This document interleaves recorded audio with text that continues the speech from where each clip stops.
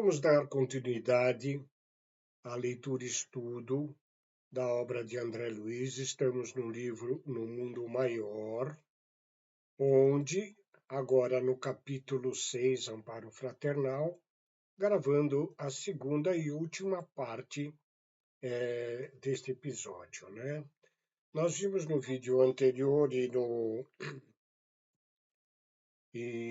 deste capítulo, que trata a primeira parte deste capítulo, que Julieta, filha de Cândida, que está enferma e prestes a desencarnar, Julieta, em virtude das despesas excessivas e que o trabalho dela na costura rendia pouco rendimentos para o sustento dela, da mãe no hospital, ela se entrega a contragosto à vida noturna em casas de entretenimentos, e ali ela conhece Paulino, né? Um jovem que também se encanta com ela e a faz com que ela a acompanhe em todos os lugares como se fosse joia preciosa, né? Mas nessa situação, Julieta sente-se enferma gravemente, pois diante da educação primorosa que recebeu de sua mãe, ela entra em conflito mental pela educação recebida e pela situação onde ela se vê obrigada para obter recursos monetários, quase que levando-a à loucura, né? E nesse ponto, avizinhando-se da loucura, Calderaro, o mestre orientador que está ali com André Luiz, ergueu os olhos e considerou o seguinte: a justiça divina jamais desconhece a compaixão, André. Às vezes, nossa queda precipitada constitui mero desastre parcial a que nos arrasta ao desespero. Nós todos estamos num processo evolutivo, evidentemente, e como tal, muitas das vezes, embora empenhados no plano superior da nossa mente, no sótão, no supraconsciente, onde estão os anseios da evolução espiritual, muitas vezes descemos a processos quase que irreversíveis no nosso entendimento, trazendo-nos algumas tragédias mentais e emocionais, né? Caímos muitas vezes, pois estamos em processo de aprendizado na nossa evolução.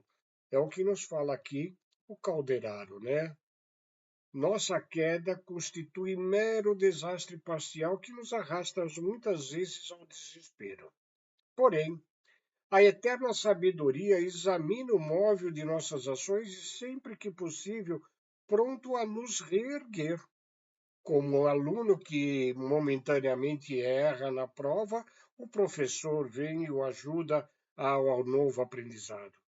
Somente quando nos mergulhamos no total eclipse do amor e da razão deliberadamente, fugindo aos processos do socorro divino, mantendo-nos nas trevas completas do ódio e da negação, defrontamos-nos com absoluta dificuldade de receber influências salvadoras. É quando a gente sistematicamente se coloca com o ódio, a falta do perdão, a mágoa constante, a ira, e que nós não conseguimos receber do alto, pois estarmos com a nossa mente embotada no prazer da vingança, do odiar, é que nós não conseguimos perceber os auxílios que advêm do plano maior, né? Então, devemos sempre esperar os atritos cruéis do tempo quando nos entregamos a estas situações, aliados às forças de caráter compulsivo das leis universais. Se a jovem, no momento, não pode elevar-se a plano superior como ave ferida pelo tiro do caçador impiedoso, a mãezinha doente permanece em poderosas orações transformadoras. A intercessão da mãe é sempre eficiente. Caiu a filha para socorrer-lhe o corpo, mas Cândida abandonou-se mais por salvar-lhe a alma. Em vista disto, o amoroso poder de Cipriana agirá nesta noite. Calou-se o meu interlocutor, submetendo a lacrimosa menina ao auxílio magnético de nosso plano. subtraindo-lhe certa quantidade de material escuro segregado pela própria mente e acumulado ao longo do cérebro, o que levou a efeito sem obstáculos digno de menção. Todavia, como deixasse um ponto de tal substância na câmara cerebral, indaguei causa dessa deliberação. O amigo tornou significativa a expressão fisionômica e esclareceu. André, eu tenho instruções relativas a este caso. Julieta não deve receber hoje o nosso auxílio integral. Precisa manter-se enferma do corpo de modo a ausentar-se das noitadas que costuma praticar. Em breves horas ela será conduzida junto de Paulino em espírito ao quarto de Cândida, onde a irmã Cipriana pretende dirigir-se a ele, valendo-se das breves horas de desprendimento parcial pelo sono. Compreendi tudo claramente e mais uma vez admirei a ordem imanente na esfera do espírito. Em seguida, conduziu-me Calderaro ao serviço de assistência a um irmão sofredor, cujo caso examinaremos no próximo capítulo, a fim de não perdermos o fio do processo do auxílio a Julieta. Por volta das 2 horas, em plena madrugada, regressou comigo o instrutor ao modesto aposento de Cândida. Esta, fora do mirrado invólucro material, repousava nos braços de Cipriana, que lhe afagava a fronte com ternura de mãe. A doente, gozando extrema lucidez, fora do campo fisiológico, respondeu-lhes às saudações tranquila e feliz. Outros amigos conservavam-se ao lado dela, reconfortando-a para o transe definitivo. Permutávamos impressões prazerosamente quando 2 irmãos de nosso plano penetraram o quarto conduzindo Julieta e um cavaleiro que identifiquei por intuição. Calderaro me confirmou esclarecendo: é Paulino que vem ouvir-nos. Diante de Cipriana, que sustentava a enferma nos braços caridosos, ajoelharam-se ambos instintivamente, chorando comovidos. Ajudados pela assistência magnética dos mensageiros que os traziam até nós, contemplavam-nos a todos sob forte admiração, revelando, porém, notar que a luz de nossa benemérita instrutora lhes reclamava atenção maior. Sentiam-se humilhados e aflitos. Reconheciam ali a presença de alguma coisa de poder celestial. Mantinham-se confundidos e em lágrimas quando Cipriana se dirigiu ao moço de maneira particular. Paulino, falo-te em nome da divina justiça. Que o Senhor te abençoe, a fim de que me ouças com os ouvidos da razão. Escuta, filho, não supões Julieta digna de teu braço vigoroso e trabalhador para a jornada terrestre? Que fazes tu da mocidade? Uma simples aventura dos sentidos? Não interpretas a experiência humana como estrada preparatória da eternidade? Que juízo fazes da vida e dos seus sublimes dons? Não partilhes o ingrato labor de nossos irmãos menos esclarecidos, que pretende converter-te a mulher numa cobaia infeliz para o jogo dos sentidos. Dignifica a tua assistência de homem honrado o sacerdócio feminino. Renasceste na terra guardado por seu devotamento crescente sob os cuidados maternos e encontrarás ainda na mulher o vaso dileto para os teus sonhos de paternidade criadora. Por que persistir ainda no vaidoso domínio de uma criança pobre, por mero impulso de egoísmo e de ostentação? Não te confrage contemplar a prolongada aflição de Cândida, atormentada pelo atroz pesadelo ante a incerteza dolorosa do porvir da filha? Desperta para os teus compromissos de natureza superior. Não vieste ao mundo simplesmente para gozar. A existência terrestre, meu querido, é abençoado colégio de iluminação renovadora. E que motivos te impelem a um condenável procedimento? És bom e útil, inteligente e nobre, por que te furtas à responsabilidade santificante? Neste momento, Paulino, que chorava sob insopitável comoção, não falou, mas emitiu pensamentos que se fizeram claro para nós. Ele não hesitaria quanto ao casamento, porém, ponderava raciocinando. Todavia, encontrara Julieta fora do santuário doméstico, conhecera num círculo de pessoas menos responsáveis. Daí os ensinos sublimes de nosso Mestre Jesus, não julgar quem quer que seja em qualquer situação que as encontremos, né? Não sabemos de fato o que passa pela vida desta pessoa que estava numa casa de entretenimento fácil, obtendo recursos que na realidade era para a saúde da sua mãe e o próprio sustento. Porém, a moça, em conflito com a própria educação primorosa que recebeu de sua mãe, via-se em vias de enlouquecer-se pelas ideias contraditórias que atingiam e alimentavam a sua mente. Não julguemos e sempre que pudermos, ajudar a quem quer que seja.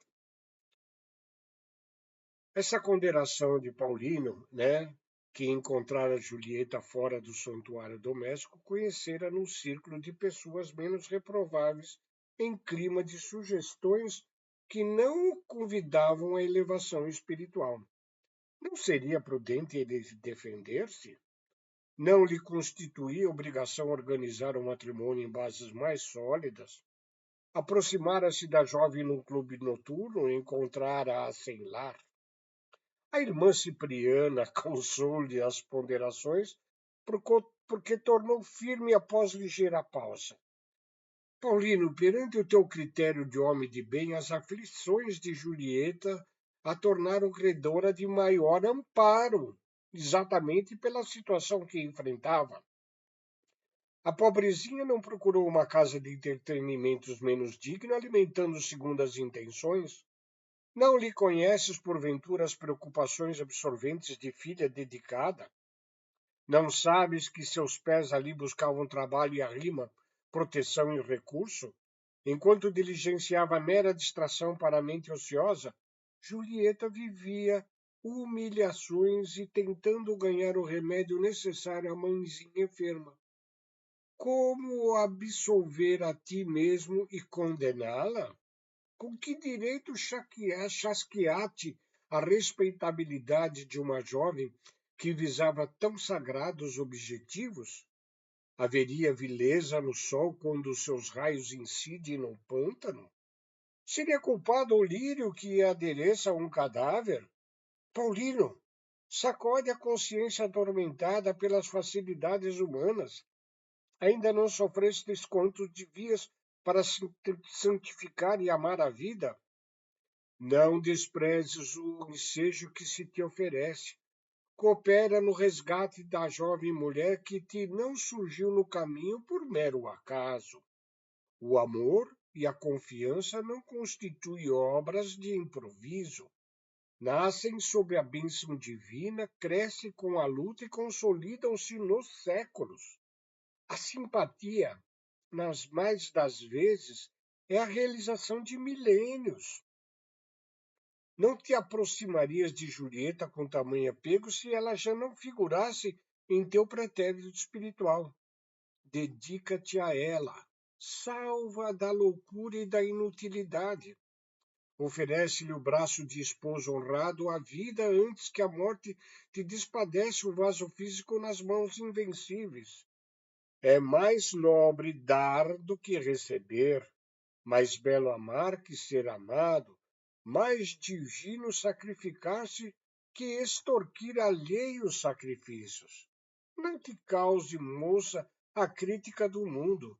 A sociedade humana é venerável em seus fundamentos, mas injusta quando extermina os germes da regeneração espiritual para a vida superior a pretexto de preservar-se. Venha a nós, Paulino.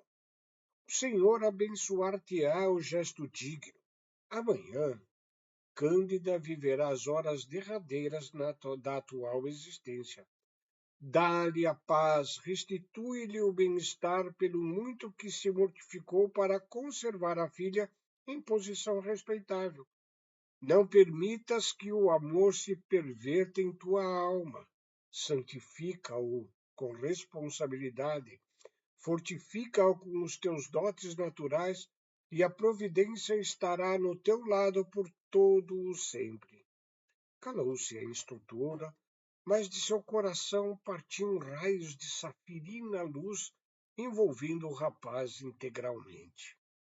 O cavalheiro ergueu os olhos lacrimosos, contemplando-a reconhecida, e declarou: Recebo a vossa palavra como se fora de minha mãe celestial. Fazei de mim o que vos aprouver, estou pronto. Cipriana depositou Cândida no invólucro físico afetuosamente e dirigiu-se ao jovem par, acrescentando: Que o Pai nos abençoe a todos. Julieta e Paulina foram reconduzidos ao aposento do qual tinham vindo e nós, de nossa parte, dilatamos a permanência no quarto da enferma em auxílio ao processo desencarnatório. Às 8 horas da manhã, Cipriana suprimiu-lhe a maior parte das forças. Chamado pela enfermeira vigilante, o médico diagnosticou a morte próxima. Reclamada a presença da filha, compareceu a jovem depois do meio-dia, seguindo-se-lhe Paulino, visivelmente comovido. Que belo que é verificar a influência indireta do plano superior sobre os companheiros terrestres. Como haviam procedido nas horas do sono carnal, assim ao observarem a venerável senhora em plena agonia, ajoelharam-se ambos lacrimosos quase na mesma posição de horas antes. Cândida fixou no rapaz em atitude suplicante e falou-lhes com dificuldade, embora Cipriana lhe não deixasse fugir as energias, mantendo a destra luminosa sobre a sua cabeça. A agonizante comentou comovedoramente a angústia que lhe torturava o espírito. Receava deixar a filha inexperiente no mundo à mercê das tentações. Apelava para o cavalheirismo de Paulino, que não deixou terminar. De olhos rasos d'água, colocou o indicador nos lábios da respeitável moribunda, confortando-a. Dona Cândida, disse ele atencioso, não fale mais nisso. Amanheci hoje com um propósito irremovível. Julieta e eu nos casaremos, dentro em poucos dias. Amanhã mesmo iniciaremos o processo de legalização do nosso compromisso, antes que qualquer circunstância interfira por empecer nossos desejos. Fique, pois, descansada. A partir de agora sou também seu filho. A agonizante, chorando copiosamente, fez um sinal. Julieta aproximou-se, enquanto Paulino colocava o rosto aos seus cabelos prematuramente encanecidos. Foi então que Cândida, amparada por Cipriana, lhes uniu as mãos num gesto simbólico, osculando-as enternecidamente. Foi seu derradeiro movimento no corpo exausto. Em breves minutos, as pálpebras físicas cerraram-se para sempre, enquanto os olhos espirituais se abriram entre nós para a contemplação dos trilhos refulgentes da eternidade. E aqui encerramos esse episódio e adentraremos no próximo vídeo ao capítulo 7, que se denomina Processo Redentor, né? Agradecemos a todos vocês acompanharem esses nossos estudos da obra de André Luiz, e se, como nós, desejam divulgar a doutrina dos espíritos superiores e o Evangelho de Jesus Cristo, possam divulgar este vídeo para seus amigos, seus familiares. Agradecemos. Fiquem com Deus e muito obrigado.